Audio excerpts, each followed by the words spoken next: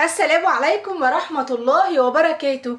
ازيكم عاملين ايه؟ يا رب تكونوا بخير وفي احسن حال. بمناسبة عيد الاضحى المبارك، كل سنة وانتم طيبين، وربنا يجعله عيد سعيد علينا جميعا ويجعل ايامنا كلها عيد. طبعا عيد يعني لحمة، هناكل لحمة، عايزين ناكل لحمة بطريقة جديدة ومختلفة وسهلة وسريعة وتعجبنا وما نبطلش نعملها حتى بعد العيد. طب هنعمل ايه؟ هنعمل النهاردة لحمة بطريقة سهلة قوي، والمكونات معايا عندي لحمة الكمية اللي انت عايزاها، ومعايا كمان السر النهاردة والخطير اللي هيعمل لنا صوص رهيب، زبادي. دي علبة زبادي، وكمان معايا فصين توم مفرومين، معايا معلقة نشا صغيرة بمعلقة الأكل، ومعايا التوابل فلفل أسمر وأربع فصوص حبهان. دي التوابل الاساسيه والمكونات الاساسيه. هنعمل ايه في اللحمه دي؟ اولا اللحمه دي طبعا مغسوله ومنقوعه كويس جدا، ودلوقتي هنبتدي ان احنا نحطها على النار بطريقه معينه. يلا نشوف هنعمل في اللحمه دي ايه. بصوا يا حبايبي، دلوقتي معايا طاسه على النار او اي حاجه بس تكون ما بتلزقش. حطيت فيها معلقتين 3 سمنه كبار.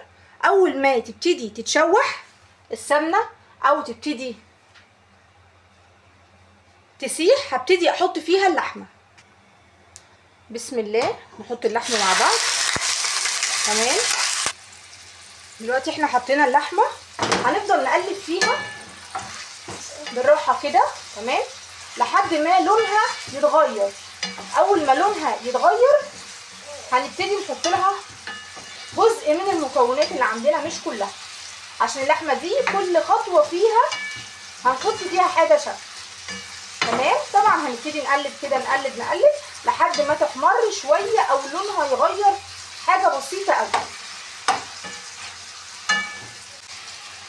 طبعا انا ما زلت بقلب فيها زي ما فهمتكم عشان لونها يبتدي يتغير، بس معايا حاجه بسيطه.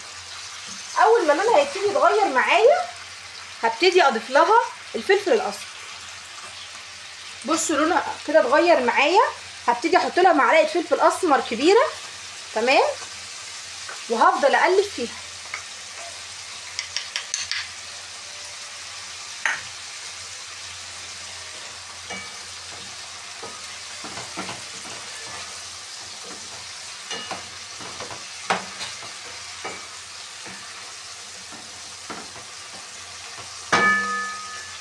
وما زلنا شغالين في التقليب. اول ما لونها يوصل للشكل ده كده هبتدي احط لها فصين الثوم المفرومين. مش قادره اقول لكم بقى على ريحه الثوم مع اللحمه مع السمنه، خطيره. هنشوح نقلب الثوم. طبعا الثوم اول ما يطلع ريحته انا كده خدت النتيجه المطلوبه. هبتدي اضيف بقيه المكونات. اول ما الثوم يطلع ريحته يبقى انا كده خدت النتيجه المطلوبه مني. هبتدي اضيف بقيه المكونات، بس طبعا هديله تقليبه مع اللحمه.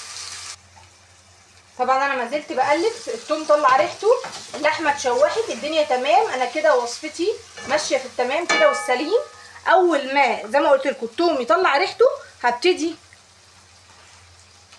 اضيف كوبايه ميه كبيره بس تكون مغليه. ليه الميه؟ عشان نسوي فيها اللحمه، ويستحب تكون مغليه عشان تنجز معايا. دلوقتي معايا 4 فصوص حبهان هضيفهم، وهبتدي اقلب وهغطي وهسيب اللحمه. طبعا انا حطيت 4 فصوص حبهان دلوقتي. تمام، هبتدي اسيب الميه تغلي مع اللحمه مع بقيه المكونات ياخدوا يدوا مع بعض، وهغطيها. وبعد كده هبتدي ان انا بعد 5 دقايق كده هبص عليها واقول لكم هنحط الزبادي امتى. طبعا التقليب مستمر في اللحمه، ابتدى تعمل شوربه اهي. تمام، دلوقتي انا هضيف الزبادي، هحط عليه معلقه نشا كبيره. دلوقتي انا معايا علبه الزبادي اللي قلت لكم عليها، هحط عليها معلقه نشا اللي هي معلقه الشاي الصغيره. تمام، بالمعلقه دي بس تكون مليانه، وهقلبهم كويس جدا. تمام، هقلبهم كويس جدا. طبعا النشا هيخلي الخليط ده يبقى تخين، لو مش عايزه تضيفيه مفيش مشكله. ماشي، هبتدي اعمل ايه؟ هبتدي جبت شوربه من اللحمه اللي انا ضفت عليها وهبتدي انزلها كده بالراحه بسم الله، وهبتدي اقلب كويس جدا عشان الزبادي يفك مني خالص. وبعد كده هحطها على اللحمه. بصوا اللحمه دلوقتي وقفت لحد فين. الخطوه دي مهمه، ركزوا معايا قوي فيها. دلوقتي انا هحط الزبادي اللي قلت لكم عليه بالنشا، والنشا دي اختياري لو مش حابه، والشوربه اللي انا خدتها عشان اضرب فيها الزبادي. قبل ما احط الكلام ده كله هبتدي اطفي على اللحمه خالص عشان الزبادي ما يخرصش مني ويدخن. وهبتدي احط الزبادي بسم الله.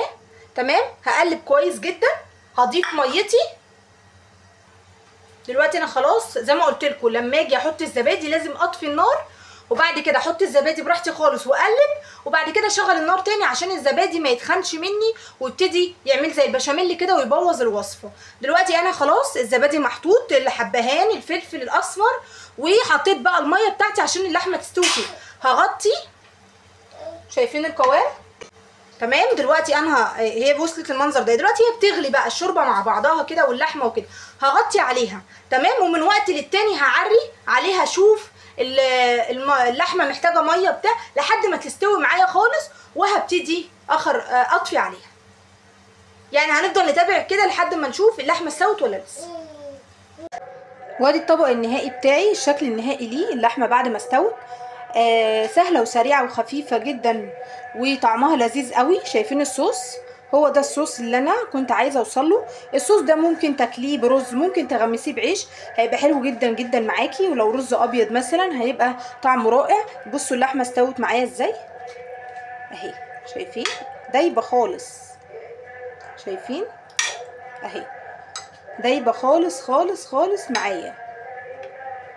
بالهنا والشفا للي هيعمل الطبق ده، هيعجبه جدا جدا، مش هتندمي. وفي نهايه الفيديو كل سنه وانتم طيبين تاني بمناسبه العيد. عيد سعيد عليكم يا رب. وشكرا جدا على استماعكم ليا، والسلام عليكم ورحمه الله وبركاته.